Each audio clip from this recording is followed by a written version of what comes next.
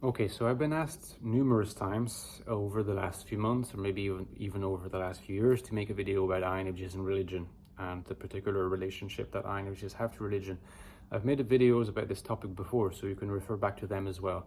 I'm not that interested in just repeating the same things and sort of talking platitudes.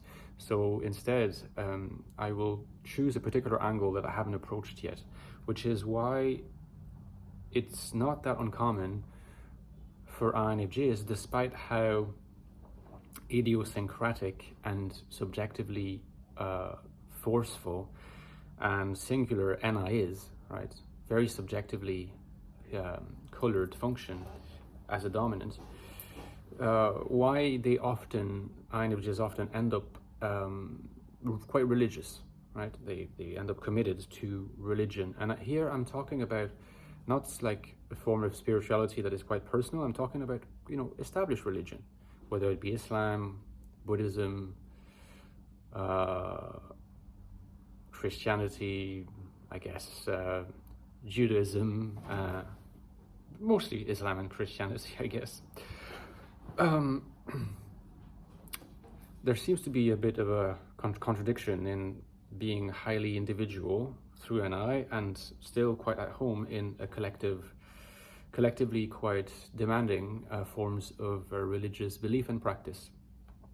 And one way in which you can understand it, and again this is going to be my angle in this video, is the harsh superego of the INFJ. I've made numerous videos about how INFJs tend to have harsh superegos that are developed usually as a result of feeling misunderstood by their parents in childhood, developing high expectations of themselves as a way, unconsciously, a way of gaining the approval and final understanding by their parents, because this process is internalized in early childhood, but it's crystallized in the unconscious psyche in life afterwards. And a demanding ego ideal necessarily implies a demanding superego, because the ego ideal is an agency that's folded within the superego. But the superego as moral agency tends to be quite, when it's very developed, it has a harsh side. One might even say a tormenting, sadistic side. At least this is a point that Freud made and a number of other psychoanalysts have made. To have a harsh superego can be really tough, okay? So what's the relationship here with, being religious? Particularly these religions where there's a strong emphasis on collective experience, collective norms, collective demands, and so on. Well, Freud had this insight early on, and I think it still holds to this day, is that one of the psychological benefits of being religious is that in a sense you externalize your superego. The superego becomes if you like, the superego of the religion itself. The moral behavior, the moral expectations, demands, norms, rules, and so forth are still there, but they're externalized. They're now, sort of loaned off to the religious institution and religious experience itself.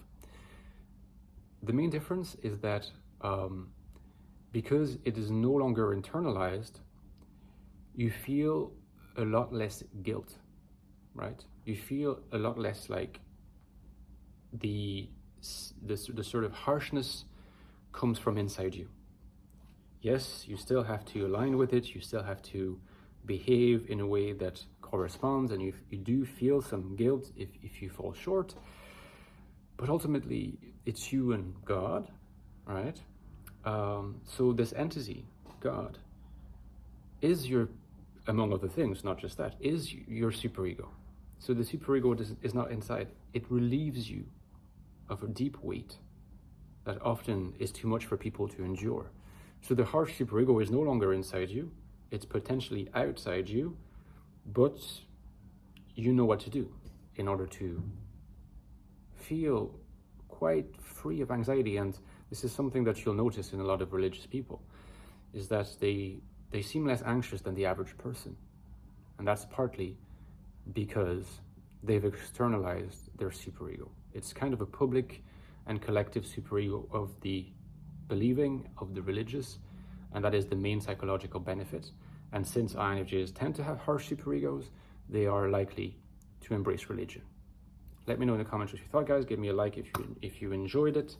Don't forget you can support me on Patreon. I need you more than ever. I could not do it without you. For a small amount every month, you can access my Discord server, the Fourfold, to interact with me every day, as well as with the others there, our lovely community that's growing every day.